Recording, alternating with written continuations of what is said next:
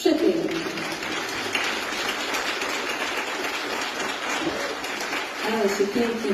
Dziś, kiedy w skwarze znajdę słów, samotne kroki niosę, gwiazdy mi jasne ze złotych króli podają srebrną rosę, lecz wiem, że w żadnej z gwiezdnych czasz nie znajdzie się okłada, jaką miał prosty kubernasz, gdzie były sen i woda.